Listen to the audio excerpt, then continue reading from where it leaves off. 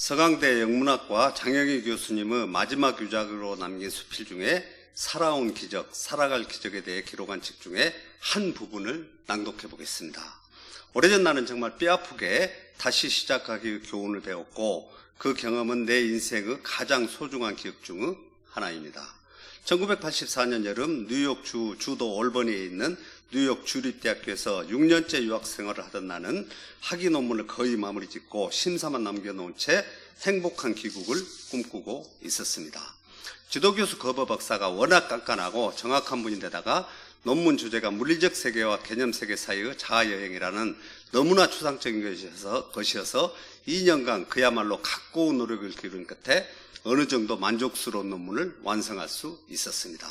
그런데 논문 심사를 얼마 남기고 당시 LA에 살던 언니가 아프다는 소식이 왔습니다. 나는 어차피 곧 떠날 것이므로 차제의 기숙사방을 비우고 LA로 가서 언니와 함께 있기로 했습니다.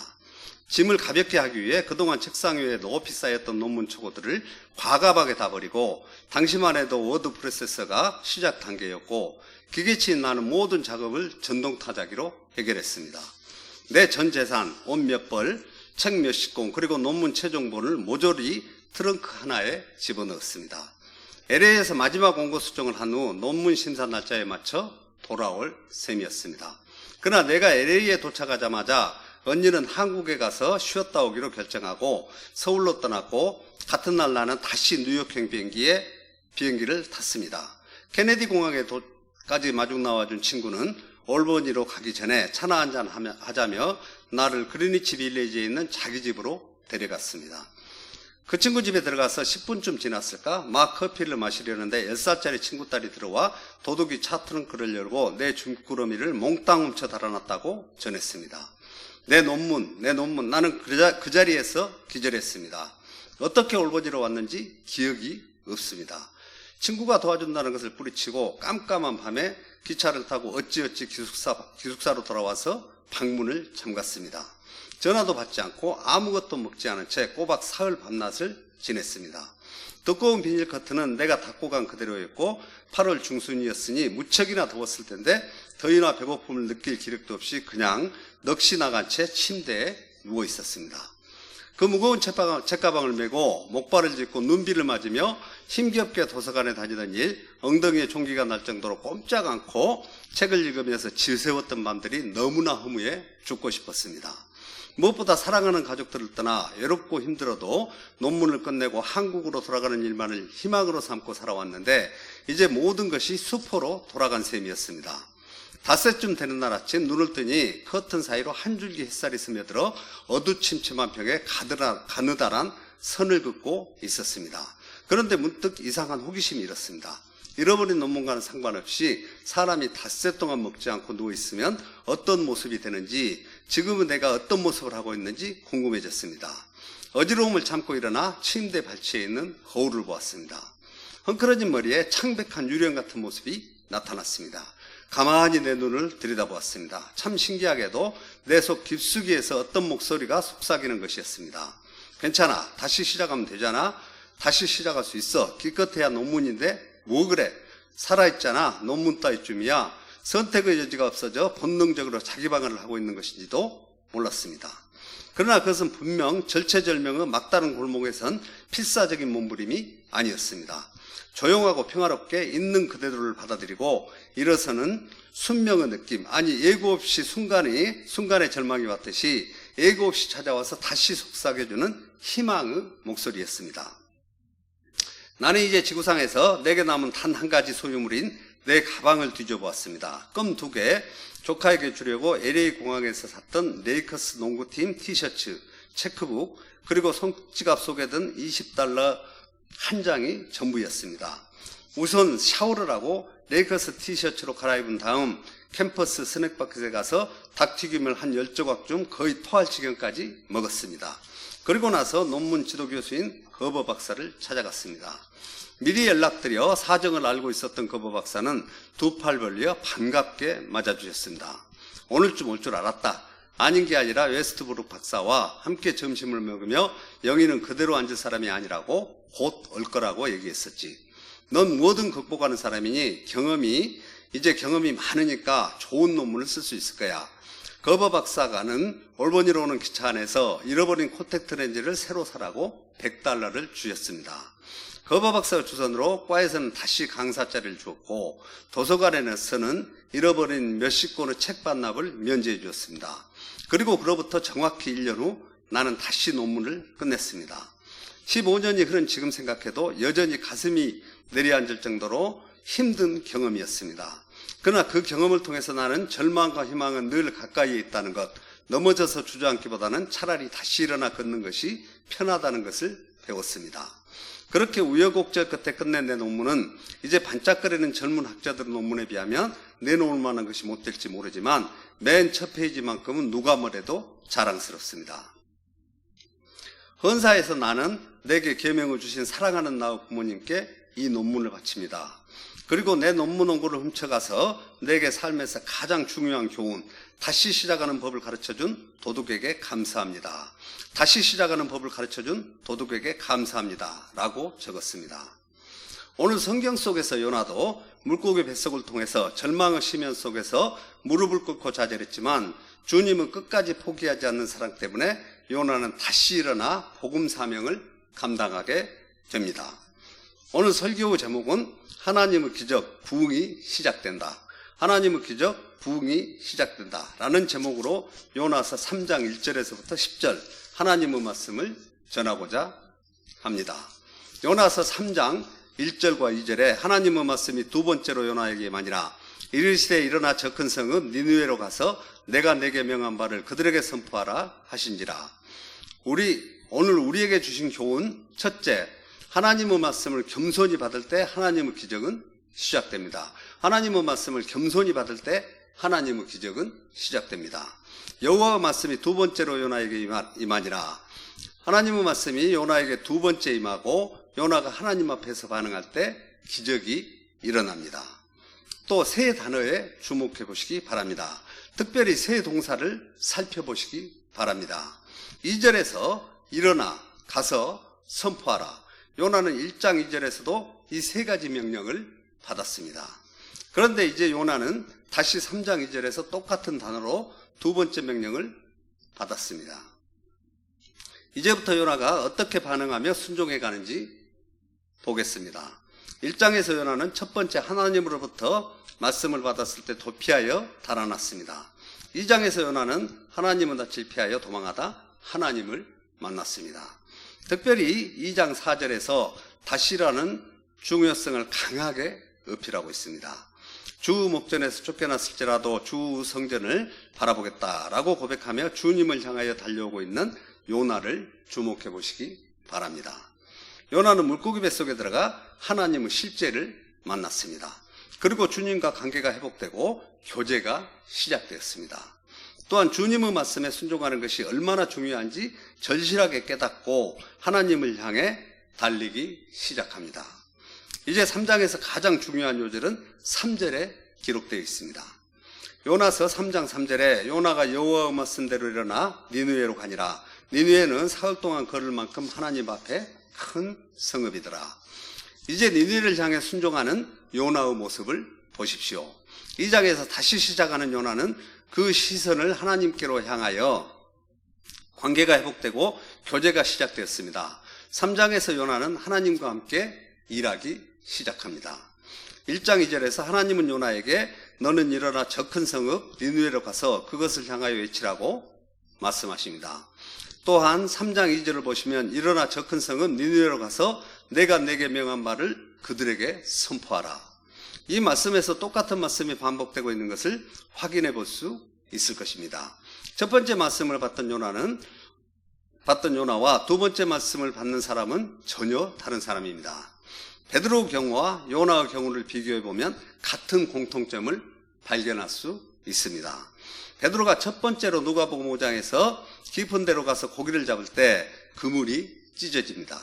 이때 많이 잡은 고기와 요한복음 21장에서 베드로가 올라가서 그물을 육지에 끌어올리니 가득 찬 물고기가 153마리라. 이같이 많으나 그물이 찢어지지 않으니라. 두 번째 부활하신 주님을 만나고 오른쪽에 그물을 던져서 고기를 잡은 사건은 전혀 다릅니다. 부활하신 주님을 만난 체험이 그 중간에 있었습니다. 요나도 첫 번째 하나님의 말씀을 받을 때는 하나님은 이론적 지성적으로 아는 사람이었지만 두 번째 하나님의 말씀을 받은 요나는 달랐습니다. 요나는 직접 하나님을 만난 경험한 사람이었습니다. 지중해의 차가운 바다에 빠졌던 사람이요, 스월, 즉 복음의 새벽을 맛본 사람, 지옥의 입구까지 떨어졌다가 하나님의 용서를 체험하고 실제를 경험한 사람입니다. 이론이 아니라 몸으로 맛본 생생한 간증이 있는 사람입니다. 요나가 변화된 것은 기적 중의 기적입니다. 둘째, 말씀대로 순종할 때 하나님의 기적이 나타납니다. 말씀대로 순종할 때 하나님의 기적이 나타납니다. 요나서 3장 3절에 요나가 여호와의 말씀대로 일어나서 니느웨로 가니라. 니느웨는 사흘 동안 걸을 만큼 하나님 앞에 큰 성읍이더라. 이제 요나는 여호와의 말씀대로 다시 일어났습니다. 요나는 말씀대로 일어나서 말씀대로 순종하기로 결심합니다.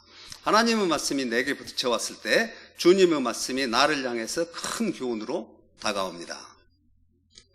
요나서 3장 4절에서부터 6절에 요나가 그 성읍에 들어가서 하루 동안 다니며 외쳐 이르되 40일이 지나면 니느웨가 무너지리라 하였더니 니느웨 사람들이 하나님을 믿고 금식을 선포하고 높고 낮은 자를 막론하고 굵은 베옷을 입은지라.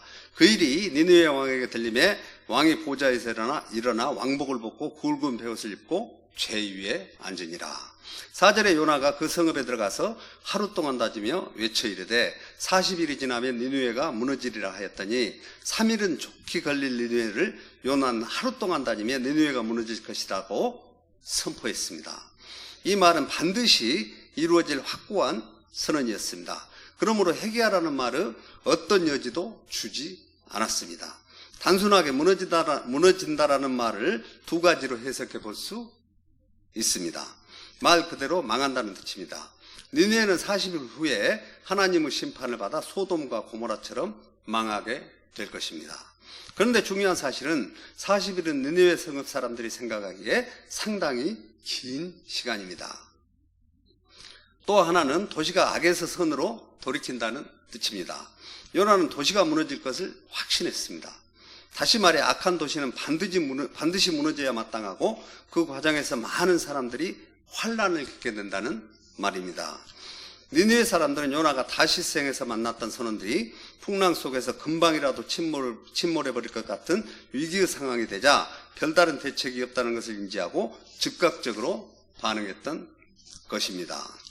셋째, 말씀을 단순히 가감없이 선포할 때 세 가지 큰 회개의 기적이 일어납니다. 말씀을 단순히 가감없이 선포할 때 큰 세 가지 회개의 기적이 일어납니다. 5절에 니느웨 사람들이 하나님을 믿고 금식을 선포하고 높고 낮은 자를 막론하고 굵은 베옷을 입은지라.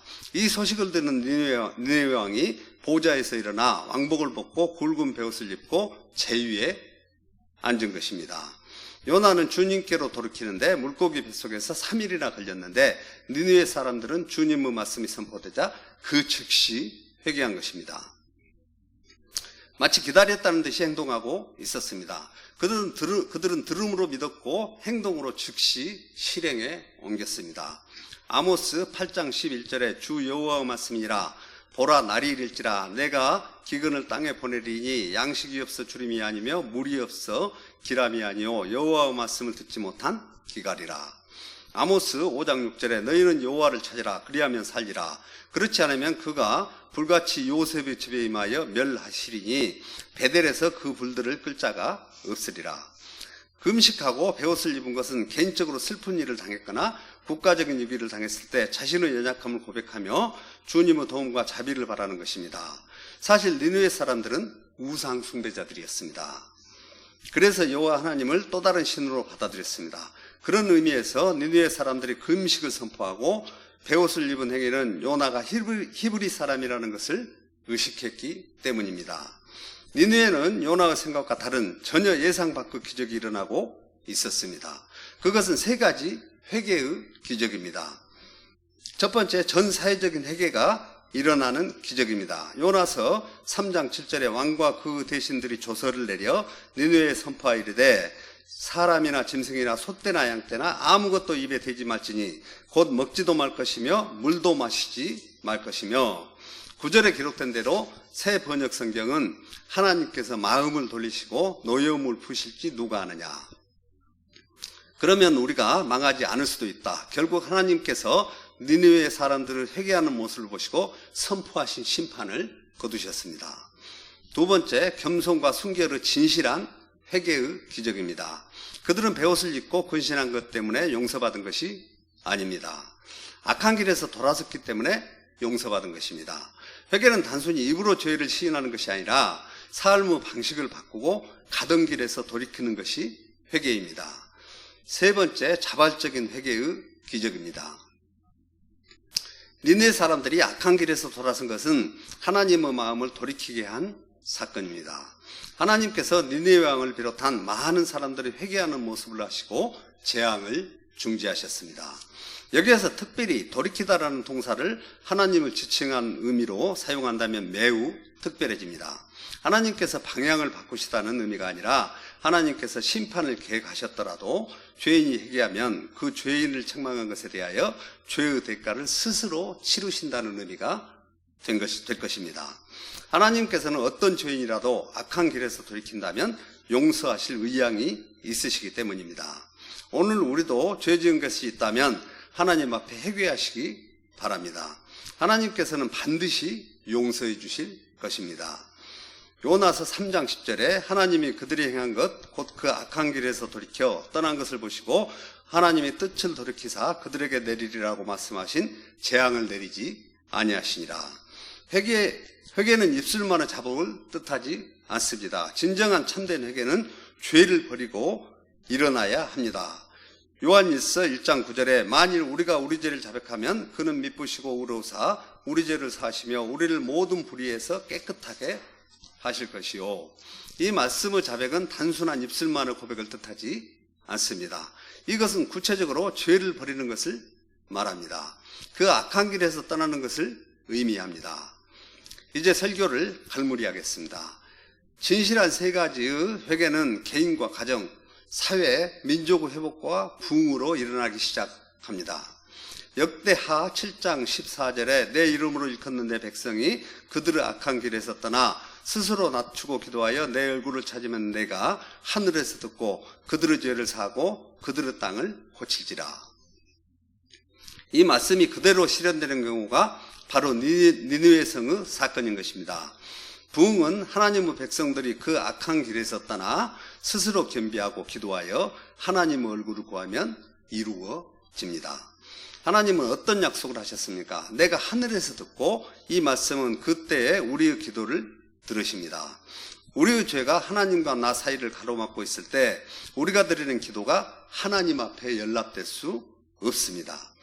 여호와의 손이 닿지 않아서 우리를 구원하지 못한 것이 아닙니다. 하나님의 귀가 들리지 않아서 하나님은 우리의 기도를 듣지 못하는 것이 아닙니다.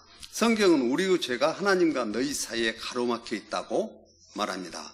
죄는 언제나 하나님과 인간 사이의 간격을 가져옵니다. 성도님들, 우리의 기도가 응답되기를 원하십니까? 그렇다면 먼저 하나님과 나 사이를 가로막고 있는 죄가 없는지 살펴봐야 합니다. 그리고 우리는 그 죄를 버리고 떠나야만 합니다. 그때 성경은 주님께서 내 기도를 하늘에서 들으시고 그 죄를 사시고 그 땅을 고쳐주신다고 약속하셨습니다. 하나님의 기적과 하나님의 부흥은 언제 시작될까요? 회개와 부흥의 역사적 관계를 잘 제시해주는 구절이 있습니다. 요엘 2장 12절에서부터 14절에 여호와의 말씀에 너는 이제라도 금식하고 울며 애통해하고 마음을 다하여 내게로 돌아오라 하셨나니 너희는 옷을 찢지 말고 마음을 찢고 너희 하나님께로 돌아올지어다. 그는 은혜로우시며 지혜로우시며 노하기를 더디하시며 인애가 크시사 그 뜻을 돌이켜 재앙을 내리지 아니하시리라. 주께서 혹시 마음과 뜻을 돌이키시고 그 뒤에 복을 내리사 너희 하나님 여호와께 소제와 전제를 드리게 하지 아니하실는지 누가 알겠느냐. 이 말씀에서 복을 내리사라는 단어가 나옵니다. 성경은 언제나 축복 이전에 회개를 강조합니다. 회개 없는 축복은 없습니다. 오늘날 교회의 비극은 회개 없는 축복이 강조되고 있다는 것입니다. 우리는 회개를 강조하지 않고 축복만을 강조하는 경향이 있는 것 같습니다. 우리의 죄를 버리지 아니하고 하나님께로 돌아오지 아니하고 복을 구하기만 하는 이 안타까운 현실을 우리는 어떻게 받아들여야 할까요? 참된 회개가 없는 곳에 부흥도, 축복도, 기도 응답도 있을 수 없습니다. 그러나 니느웨 성의 왕과 그 백성들이 참으로 회개했을 때 하나님은 이 모든 말씀에서 약속하신 그대로 그 땅을 고치시고 그들을 향해서 인자하심을 베푸시는 긍휼의 역사를 행하십니다. 지금까지 하나님의 기적, 부흥이 시작된다라는 하나님의 말씀을 전했습니다. 하나님의 기적은 하나님의 부흥을 의미합니다. 첫째, 하나님의 말씀을 겸손히 받을 때 하나님의 기적은 시작됩니다. 둘째, 말씀대로 순종할 때 하나님의 기적이 나타납니다. 셋째, 말씀을 단순히 가감없이 선포할 때 큰 세 가지 회개의 기적이 일어납니다. 첫 번째, 전 사회적인 회개가 일어나는 것입니다. 두 번째, 겸손과 순결의 진실한 회개의 기적입니다. 세 번째, 자발적인 회개의 기적입니다. 요나가 하나님과 함께 역사했을 때 요나를 통해서 하나님은 온 도성을 깨끗하게 하셨습니다. 성도 여러분, 잊지 마십시오. 내가 하나님과 함께 해야 할 자리에 있어야만 하나님께서 나를 쓰십니다. 요나가 하나님의 말씀대로 일어나서 주님께서 요구하시는 그 거리를 달려갈 때에 주님과 함께 있을 때에 하나님은 요나를 쓰셨습니다. 그는 얼마나 불순종했던 사람이었습니까? 요나가 돌이켰을 때 하나님은 그를 쓰셨습니다.